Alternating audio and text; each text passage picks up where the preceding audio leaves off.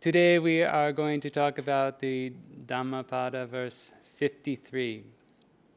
We're going to talk about what you should do if you have a heap of flowers and how that relates to making merit. We will cover the Pali of the verse. I'll chant it a little bit, and then we will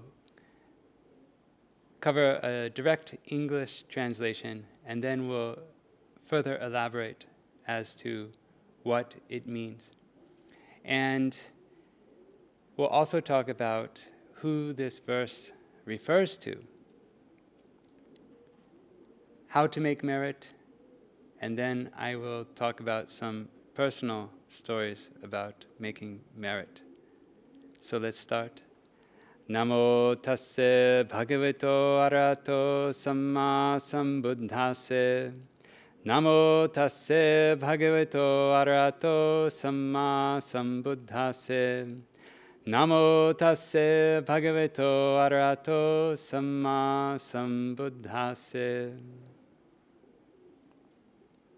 So the verse from the Dhammapada is Yatapi pupara simha Kaira malagune bahu evam jatena machene katambam kusalam bahum.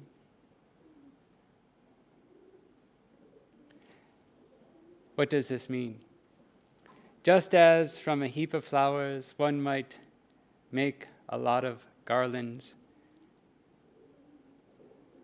so should many good deeds be done by one who is born a mortal. Garlands is like a lei. In Hawaii we have like a garland of flowers. You can wear it around your neck. But also we can offer this to the Buddha. When I went to Cambodia, they had so many of these wonderful flower arrangements that were made for offering to the Buddha and the Buddha relics. What does this mean? If you have a huge pile of flowers, what do? The flowers are picked. The flowers are no longer attached to the stem. They're not connected to the soil. And so the flowers will die very quickly. In Sri Lanka, we have like plates of flowers, and sometimes we make these flower mandalas, and we arrange the flowers into certain patterns, and we contemplate how the flower, it has a good color, a good shape, and a good smell, but because of anicca, the quality of anicca, this will become a bad color, a bad shape, and a bad smell. I think maybe Tibet, they have these sand mandalas, and then they destroy it. I think because they don't have flowers, so many flowers in Tibet. And I think they emulate this with sand, and then they purposely destroy their works of art. But sometimes you can see many intricate flower arrangements done for the Buddha. And a lot of times we do them at night, and in the morning, they're finished. And we start all over again. But if you have a large pile of flowers, a large heap of flowers, you can make many arrangements. It's very wonderful. There's nothing else to do with those flowers. You make them for giving and offering when you have them, and you don't want them to go to waste. In the same way, if you have a lot of requisites, money, a lot of food, what should you do with that? You should make merit with it, and you should offer it if you have the chance. Why? Because life is short. No matter how long you live, when it's all said and done, you will feel that life is short. Even the devas, when their time is coming, they live so many years, millions of years. And when their life is finished, they say it's so short, and they don't want to die. So we are born as mere mortals, and our life is impermanent. Just like a flower that is no longer connected to the stem, which is no longer connected to the soil.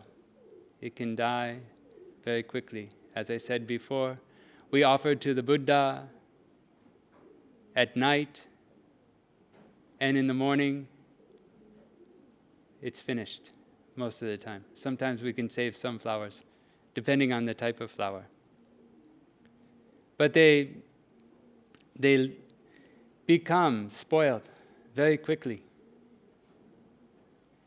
So if we're traveling from samsara, in samsara, and we're going from life to life, so to speak, in a conventional terms we can say, what can we take with us? Well, there is no really us. There is no self. But when rebirth happens, we could say, the resultant 5 khandhas, the resultant, what we call maybe being, inherits that karma. It's born of that karma.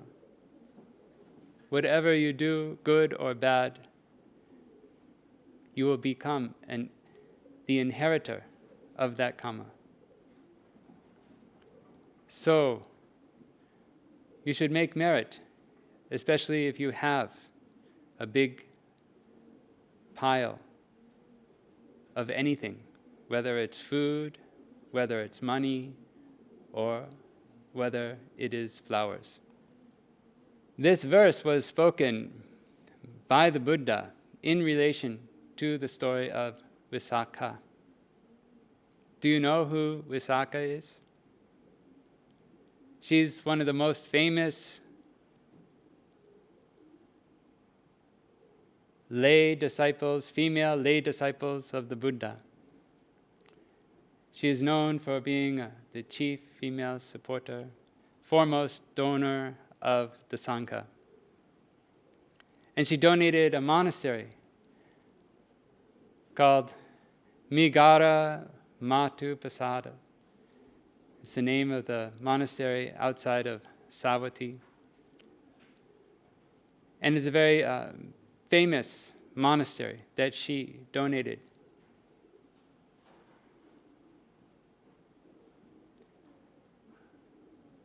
So she was born because of her wonderful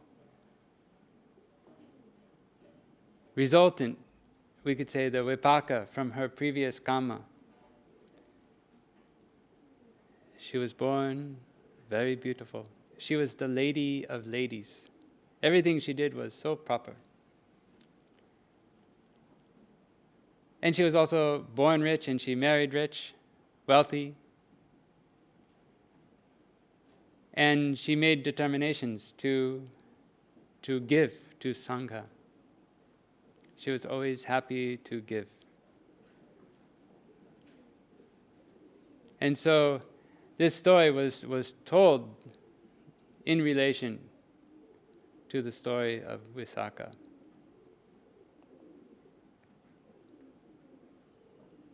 It's a very long story. It's in the Buddhist legends. It's a freely available book. I hope that you can read some of these wonderful stories.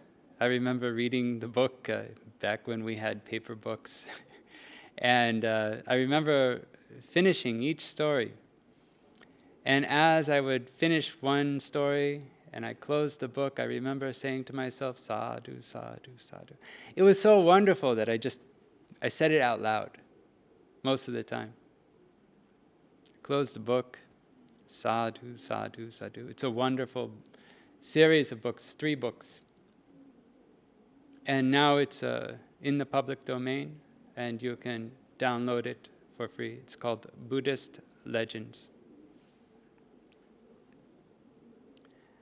Now, making merit. Making merit is very important. Normally, with lay people, we talk about following morality, we talk about making merit, and then after that we talk about meditation. These are like prerequisites.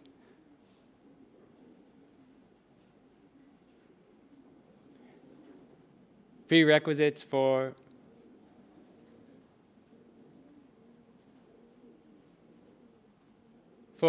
the attainment of samadhi and the attainment of Nibbana Supreme. So, how do you make merit? What should you do with your pile? You're making money, you're collecting food. If you're a monk, you're collecting food, you have a pile of food. What should you do? You can allocate a portion of what you have to give away. And you can have some for yourself, you can have some for emergencies.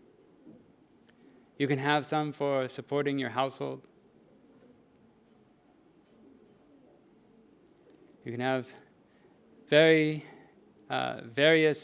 different categories of how you should divide up your pile that you are making.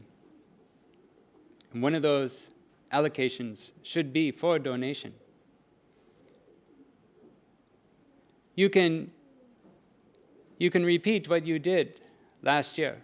Let's suppose you donated X amount of dollars if you're a layperson. And you can make a determination.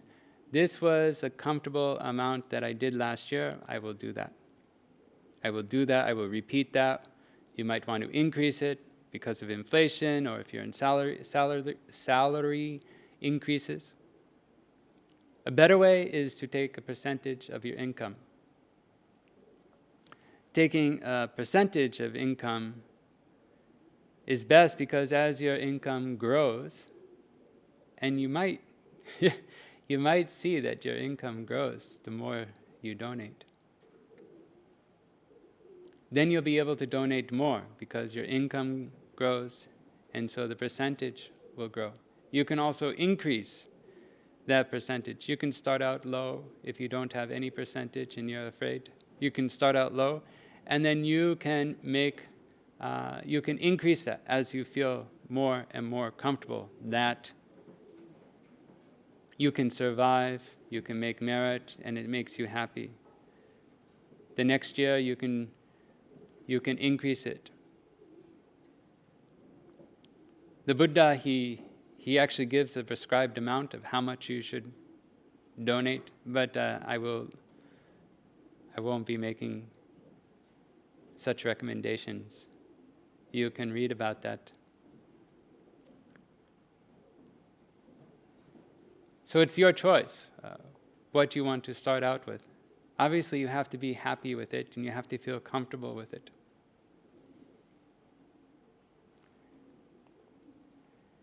Why is a percentage better? When you're working and you are knowing that you are making merit, so you have your job. Right livelihood was very important by the Buddha. It was very important. It's one of the Eightfold Noble Path factors. Why is it so important? Well, normally it means don't do the wrong livelihoods. But it's very important because when you have a livelihood, you're doing this, we could say 40 hours a week. Some people work more these days, 50 hours a week. So it becomes your life. And if you're Doing bad things, for instance, you're working in a slaughterhouse, you're raising animals for being slaughtered, you're dealing with poisons, or you're an exterminator, or you're doing cheating stuff, making false weights, etc. And you're doing this as your job. It's not just like a one-time bad thing. It's something that you're doing all the time. And that's why it's very dangerous to have a job that has wrong livelihood. For instance, also like working in a bar, selling alcohol. These can also be very, very dangerous. Because you're doing it all the time.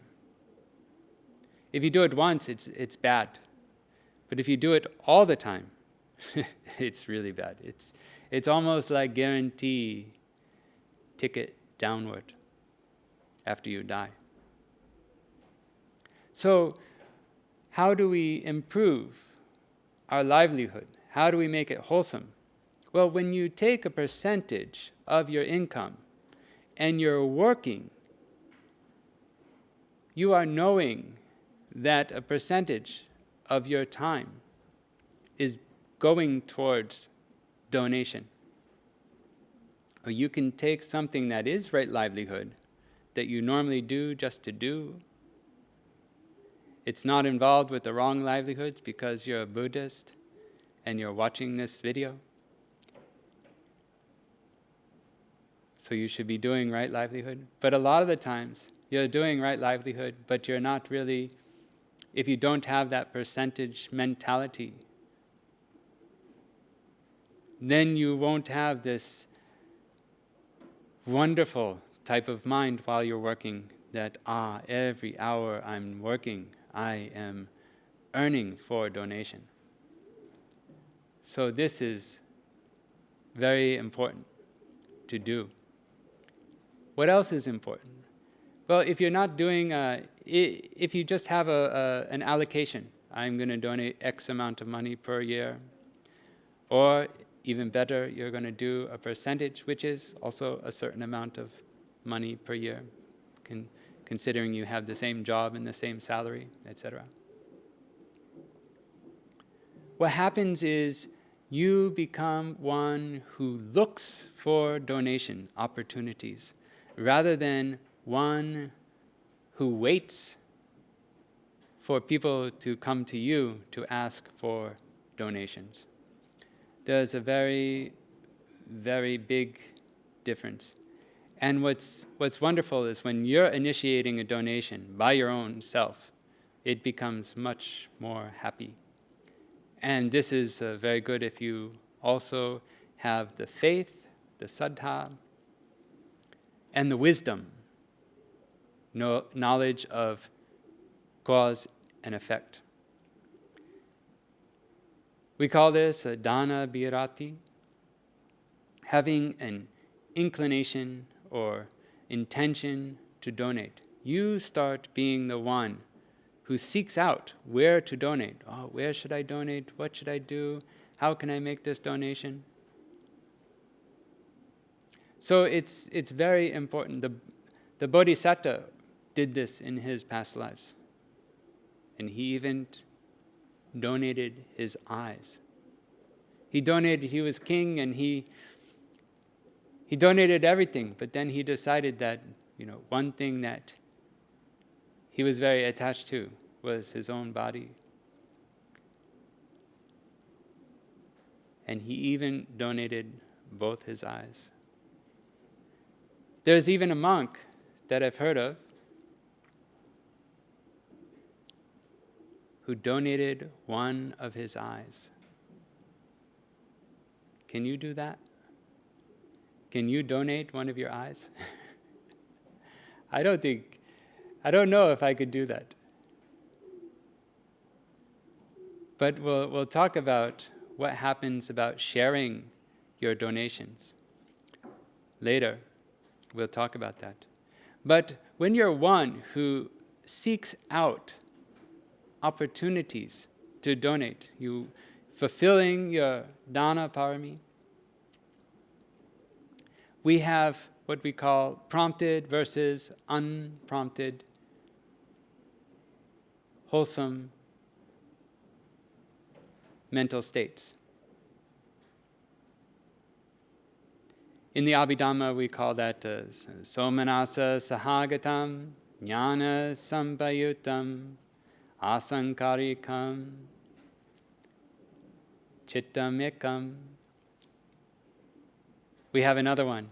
Somanasa sahagatam, jnana sampayutam, sasankarikam, chittamekam.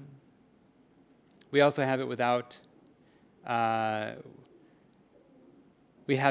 knowledge, and we also have it with upekkha, or a normal, an equanimity, and not with joy. So we have joy with knowledge, unprompted. And the other one I quoted was joy, knowledge, and prompted. Prompted means someone comes to you and they ask for a donation. And you know that it's good to do. But it is not as powerful. It is not as powerful as if you are one who's looking for where to make the donations. As someone asked me after I gave the Dhamma talk about Kaladana, how do I make a Kaladana? And I told this lady that, the best thing to do is to just make donations all the time, and to do it with knowledge, to do it with faith and knowledge, and to do it unprompted. And if you're doing that, for sure, eventually you'll fulfill the time and need, because you'll be looking for the needs. You're one who's looking to make donation.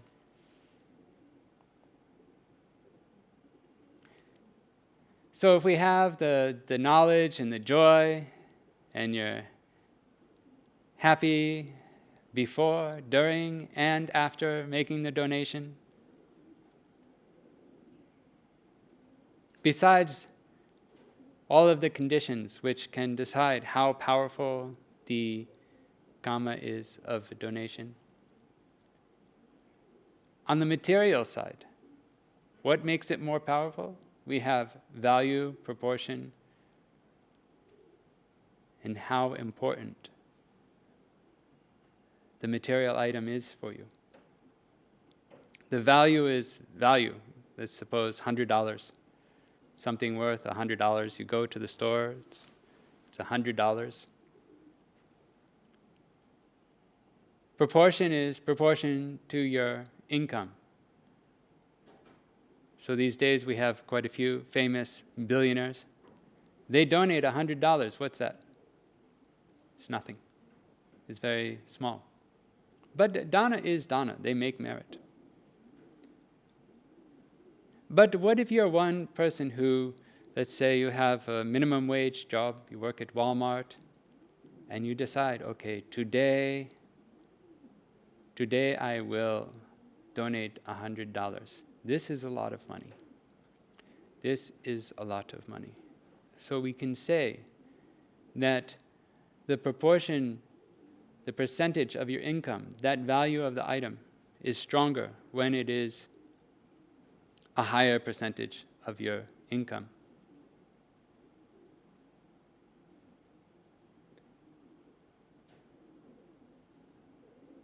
So it's very important to understand that. And lastly, how important the item might be to you. For instance, many people in America, they donate to Goodwill. Goodwill is a shop. I've explained this before. Maybe there's like a church, and they have maybe a food pantry. They donate food. And they might have a shop that helps pay for the food and the operational costs, etc. Or they might do some merit-making thing. Usually it's churches that do this. And in this shop, people, instead of having tag sales, or they're cleaning out their house, or someone died actually, They take the stuff, they box it up, and they bring it to that shop. It's called a Goodwill store. And they just donate it. They might get a tax deduction for their donation. But normally, it's stuff nobody wants anymore. You take your extra things, your things you're no longer interested in, and you donate it to Goodwill, and they'll accept it, and they'll sell it for a very cheap price. And then there will be other people who will find maybe what we call the treasure in the heap of garbage or the heap of unwanted things. They will find that and they will buy it, and then this place will make money. So when you give something that is important to you, something you need, then this has a very high value to it.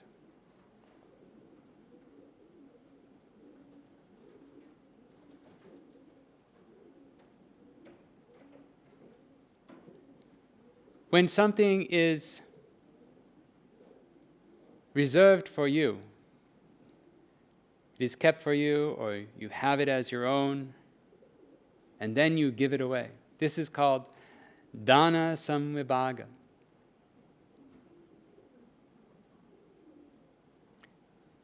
Now I'd like to share a couple of stories for you. This dana samvibhaga is a lot more common with monks, because monks don't have many belongings. And what we have, we want. We want to keep, because we don't have so many things. Like I said in my talk about the bowl is very near and dear to us. I would not, unless forced to, I would not put it in regular luggage. I would try to carry it on a plane if I needed to, if I was able to. And I'd put other things in luggage in place of that. If I had a laptop and I could only take my bowl or my laptop, and I had to put the laptop in the bag, probably would get broken, but I would choose. I would try to take both. But I would choose my bowl, because my bowl is so valuable to me. Because we don't have many things, or we shouldn't have. Now we have many things, but we shouldn't have lots of things. And when I travel, I try to, when I go to a brand new location, I try to carry everything that I own. Because I know it's good to have few possessions. And so the monks, they have few possessions, and so what we have becomes very near and dear to us. Even with my bowl, I had a bowl cover. Like we called this a tavika. It's like a knitted thing. And there was one monk. He was trying to go to India. He was set to go to India, and he was trying to make a bowl cover, a tavika.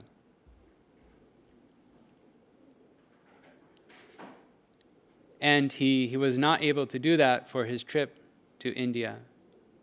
And someone asked me if I would help him and give him my tavika. And I did. And I took what was available. But I was very happy about that. To give the bag for my bowl, which was very near and dear, it fit well, etc. And I didn't get it replaced until maybe 6 months or a year later. I think I didn't get it replaced. And I just used what I had. And I was very, very happy to have given my bowl bag to that monk so that he could have a wonderful experience in India. Another story. I've told you about, I think it was with the Kaladana talk, I told you about how I wanted to get a mala, these beads for counting. And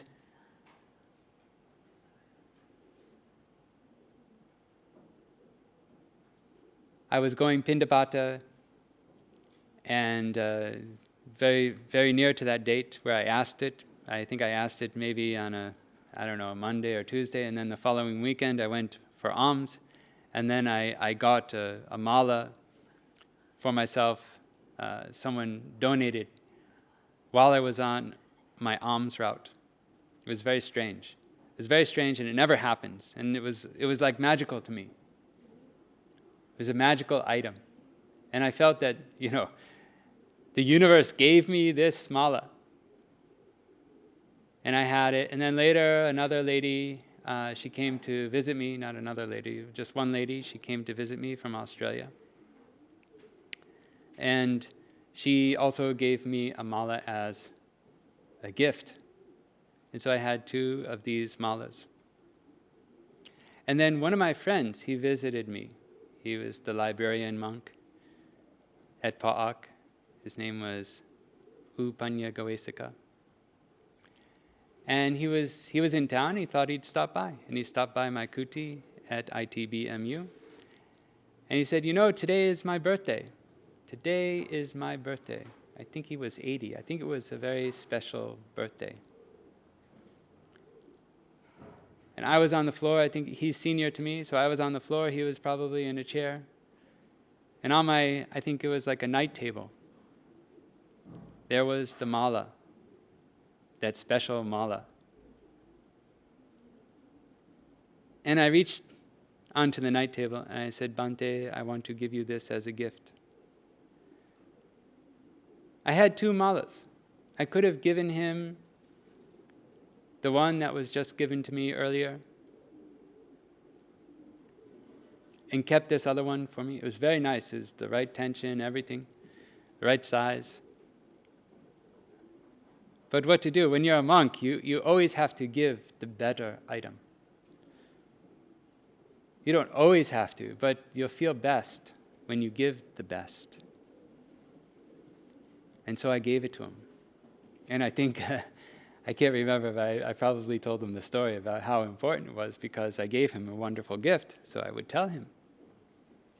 And I would insist, obviously, that he keep it. As we're monks, he'd probably say, I can't remember, but he probably would have said, I can't take this or something, and I would say, no, I deliberately chose to give you this. At the end of the story, of course, I don't have that mala anymore. I gave it away. I have a picture of it, and that's it. In another video, I told the watch story about how I lost my watch in the ocean. And I found it the next morning. It was in the ocean a whole day and a whole night, almost the whole day, and for sure the whole night. And I found it the next morning. And I made this determination that if I find my watch that was lost in the ocean of Fiji, if I find my watch, I will definitely ordain. Because it was very difficult to make this decision to ordain as a monk. And I found my watch. You can watch the video. I've told this story a zillion times. It was very special to me. I mean, this was one of the major causes for me to become a monk. And it still worked when I got the watch out of the ocean. It still worked. But a couple of years later, after changing the battery a few times, the alarm stopped working, the sound for the alarm stopped working, and then you couldn't change the battery and fix it anymore. It stopped working. So I sent a letter to one of my friends. Gosh, it might have been actually by regular paper mail back then, because I was living in Myanmar and the internet probably wasn't around then or readily available in our area. And she did some research for me about how to repair the watch, because it was very important to me. And they said that you can if it's very sentimental to you, which it is, and they warned you that they might just replace it rather than trying to fix it. So I kept the watch strap, the strap of the watch, and I sent it to the company, and they replaced it. Because there was damage from it being in the ocean for a whole day. It was actually chipped in one spot, which was sort of cool. But I lost the watch, and I got a new one in place.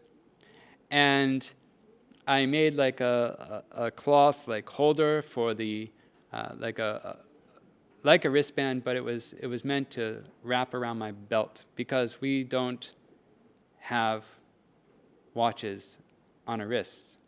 The Theravada monks don't do that, or they shouldn't. Normally we wear our watch wrapped around our belt. This is before phones. Now we have phones. If we need to check the time, we just use the telephone. So I had this watch and I was using it. And at Nauena, later on, at Nauena, they offered us a bunch of watches. These Casio watches. I don't know if they were real or not. They're these plastic watches and whatever.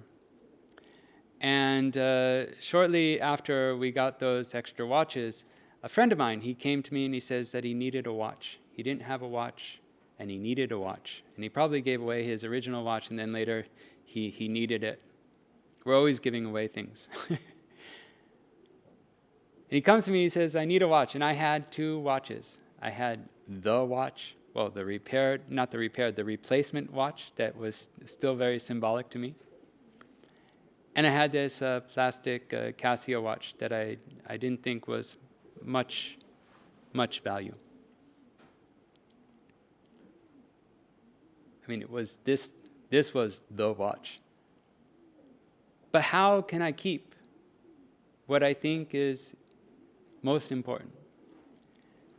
Again, after changing the battery, the sound of the alarm stopped working on that watch. And I brought both of them to that monk, and I held them out in front of me. And I said, this watch is very expensive. It was an Ironman Timex watch. I said, but the alarm doesn't work on this. You know, there's no sound. You can make an alarm, you can time things, you can have a countdown timer. And I said, this is very expensive. I think it was like $70 or $100 when I bought it. And I said, this watch, I don't think it's worth much, but the alarm works. It doesn't have many features, but the alarm works. And he looked at it. There was like a worn out sort of band on it, to attach to my belt, because this was the one I was using that I felt was most important to me. And then I had the other one, which was a plastic one. But it was fully functional and the alarm worked. I said, you can choose which one you want to take. Now, being the monk, when someone offers us things that we know is the personal property, we take what we feel has less value, especially when we need an essential item. I did not tell him the story of the watch. He didn't know. And because the sound of the alarm was not working on the watch, he took that one. Because it had a worn out cloth, handmade, hand-stitched, it might have been hand-stitched back then, strap to put on the belt, he took that one. It looked like it was less value.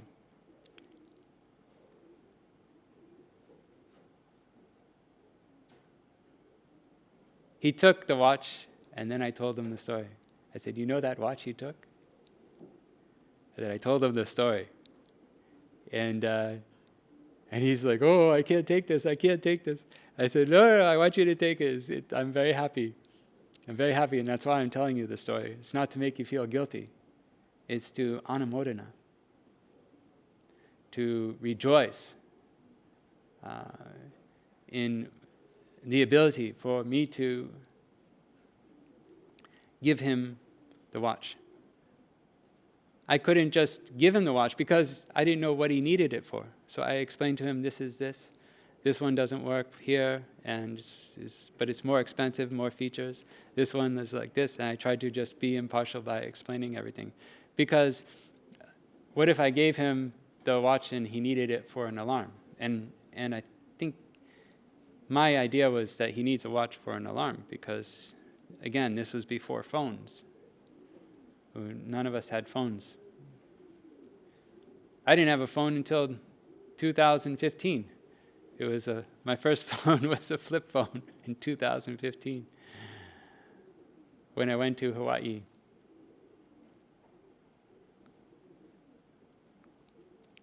One last story. There's one monk, his name is Subodhananda. And he's a very good monk. I really like him a lot. When I see him, I smile. Just automatically comes. We were on kitchen duty together on the mountain at the mountain meditation program at Nauena, and we used to wake up very early. We used to take a sawdust, and we used to have to pound it and make like a slow burning fire for the hot water.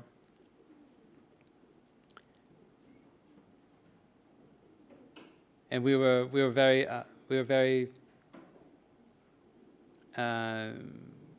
I don't know, we had a good relationship. And I was very happy to see him because a lot of time has passed. When we were young monks, we did this duty, and now both of us are senior. And I was coming back from Pindapata. And I come back after everyone's finished breakfast and after all the cleanup is done. And I see him. And I didn't see him immediately. I had taken all my food, and I have a lot of food after I come back from alms, and I put it in a like a container for other monks to come. It's on the weekend. Sometimes people want to sleep late and they cannot get any food. And I become very happy that they can take my food. And there was a special thing that I got on alms round. The wonderful thing about alms round is it's never a sure thing. We never know what we're going to get. Sometimes we wonder if we'll get our meal. But we always get food anyways. And there was something special. It was this, I don't know the name of it anymore, but I know that Sri Lankan people love this. It's like this purpley, pasty thing, and it's wrapped in a leaf, and it's flat. It's almost like the shape of my palm, and it's about this thick. And you peel away the leaf, and you eat it. It's tasty. And I had 2 of those, and I put one in the common area for the monks to take, and I kept one for myself as a treat. When you go for alms round, actually, it depends where you go, but actually getting a treat is sometimes rare in this neighborhood that I go. And I kept it for myself. And as I was coming to sit in my seat and eat my lunch, I saw this monk, Subodhananda. Now he's quite senior. I'm 17 wasa. I think he might be 15 wasa. And I said, "Oh, what are you doing here?" And he was just finishing his duty. And he said that he told me that he was finishing his duty. And I said, "You're very senior. Why? What type of duty? Are they making you do work?" And he said, "Well, they asked me if I wanted to do anything or maybe not do anything." And he said that he decided to take something, a duty. He could choose any duty he wanted. And he says he took something very easy. I said, "Well, what is that?" He said he's cleaning the dana sala toilets.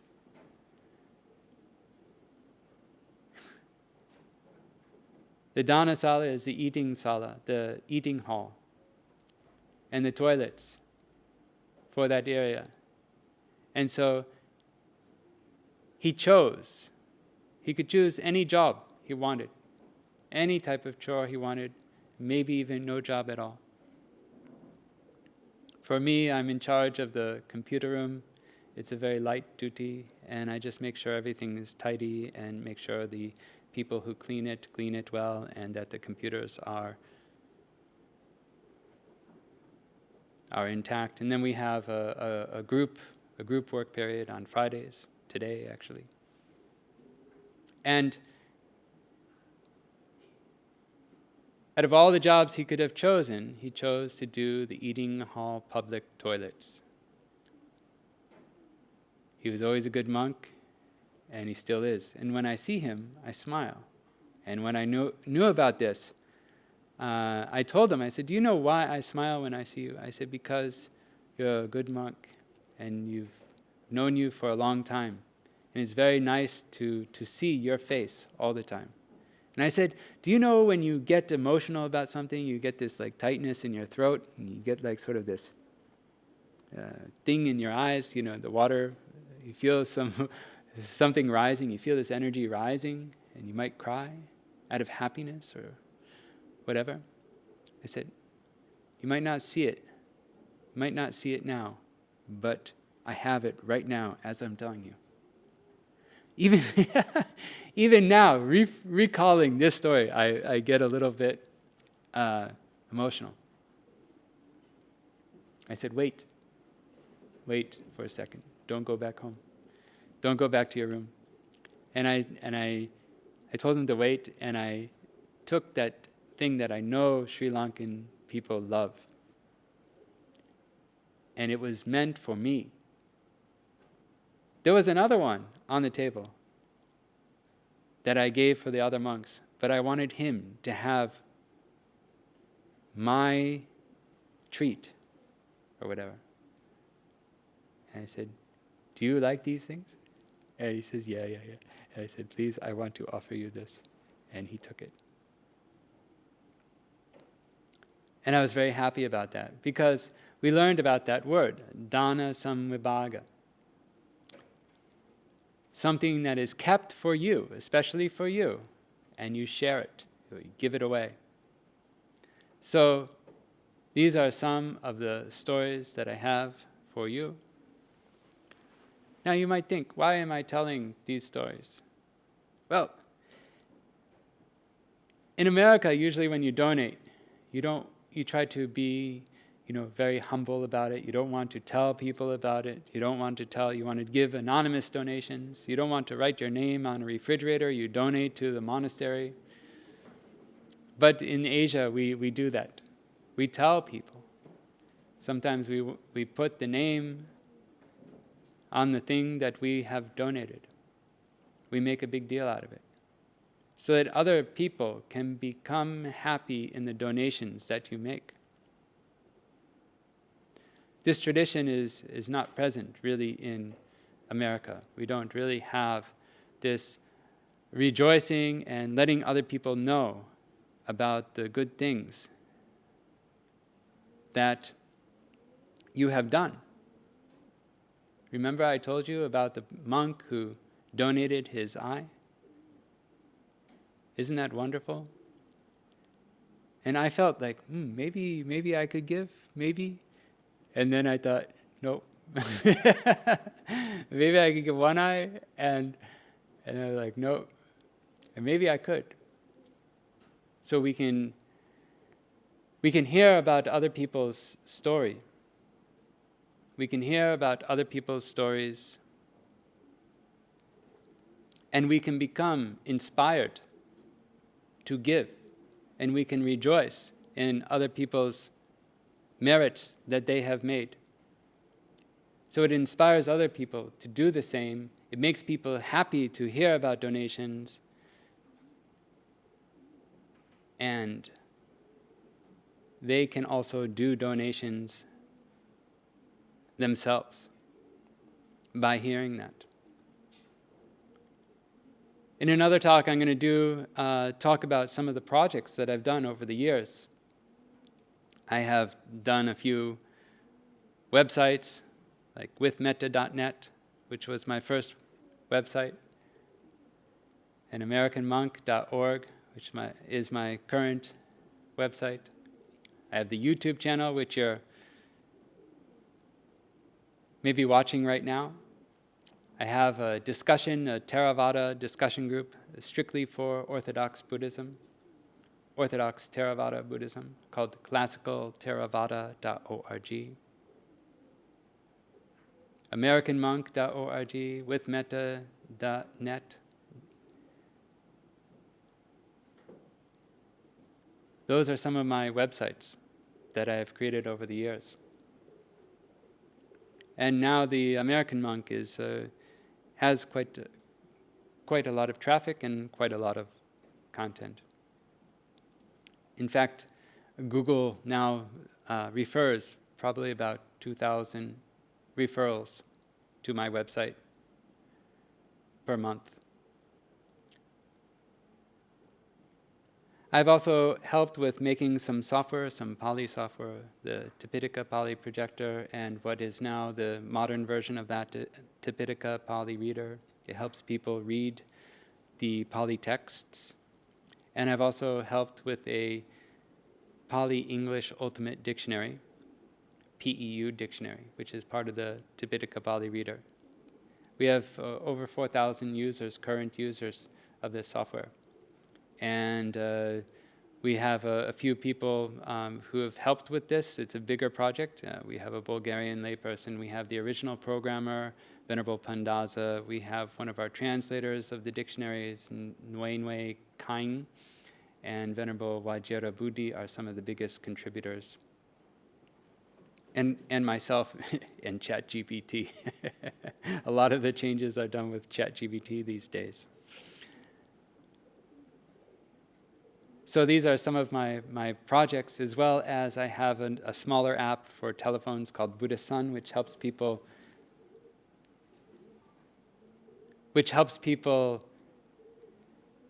know when the solar noon is. It's for Buddhist monks. I have a Buddhist compass app, which is for knowing the direction of some of the Buddhist sites, like the Bodhi tree. Where is it? You're standing here, and where is it in relation to where I am, my location? Where is the Bodhi tree? Where is Shvetagam Pagoda? Where is the Bodhi tree in India? We have two different Bodhi trees, the one in India and the one in Sri Lanka. And I also did some things for admin at the monks, at the monastery at Pa'ak. It's called Pa'ak Tracker. It helps keep track of who does interviews, who doesn't do interviews, and did some other small projects to help myself or others. So in conclusion, yatapi pupara simha kaira malagune bahu evam jatena machena katabam kusalam bahum. This is the Dhammapada verse that started it all. Normally in Sri Lanka and other countries, Theravada, classical Theravada Dhamma talks, we say one Dhammapada verse, and then we expand it out. Just as a heap of flowers, this is the translation, just as a heap of flowers, just from a heap of flowers, one might make a lot of garlands, so should many good deeds be done by one who is born mortal. You have a huge pile of flowers, you can make many garlands or leis or offerings to the Buddha.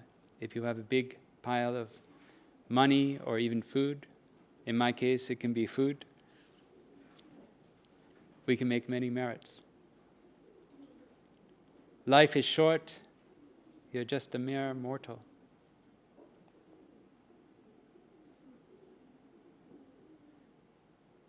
The only thing you can take is your karma from life to life. You don't really own it anyways, but it is the actions that I own, it is the actions that I am heir to. It is actions that I am born from. Actions are my kinsfolk. Actions are my refuge. Whatever actions I perform, whether good or bad, to that I will be the heir, the inheritor. This should be contemplated by one who has gone forth again and again. Kama sakom hi kama dayado, kama yoni kama bandhu, kama pati sadhano, yam kamam karisami, kayanam va papakam va, tasadayado pavisamiti, papajitena abhinnam bachavekitabam.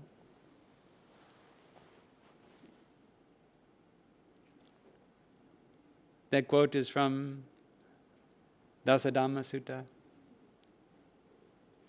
It's one that monks should reflect again and again. So we should make good merit. This verse was told because of Lady Visakha, and she was able to make many donations. And she donated the monastery for Sangha, and she was a great chief disciple, known for her donations to Sangha. You can allocate your donation just by on what you did the previous year, or better is to make a percentage. When you have this allocated amount, best as percentage, you are working and knowing that you have, while you're working, you can know this work is going to help me to make a donation. This can be an unprompted donation. We have prompted and unprompted donations. And of course, I told you some of my stories, the mala story, the watch story. This is where I was giving away these things. There's other stories where I get them. And my friend, one who needed the bowl cover, and the one who I'm happy to see his face all the time because he's such a good monk. I've talked about my projects. I've talked about the need to share what we have done, and so that others can be inspired. They can be inspired to donate, to do the same things themselves. When you do that, and you share merit, this is part of Theravada Buddhism. And so when you do good things, tell other people. Try not to be conceited about it. But doing it for the purpose of letting people know what you have done that was good. A lot of times you do things that are bad, you don't want anyone to know. But when you do good things, you should share that. When you do bad things, you shouldn't do bad things. But you should be afraid. You should be afraid. When you do bad things, you should have this moral shame, self-shame, and fear. This will protect you. But when you're doing good things, you can share with other people what you have done. It's a little bit of the opposite. You're afraid other people find out when you do bad things. But when you do good things, you should share what you have done. Again, not for conceited reasons, but for Dhamma reasons. Letting people rejoice in the good merit that you have made. And I hope that as you make merit, as you are educated about making merit, that your heap of what you're able to donate gets bigger and bigger and bigger and bigger, so that you can make more and more donations. This will increase your parami. It'll give you a calm mind. It'll give you a happy mind, so that you can practice samatha and vipassana safely and quickly to reach Nibbana Supreme. Sadhu, sadhu, sadhu.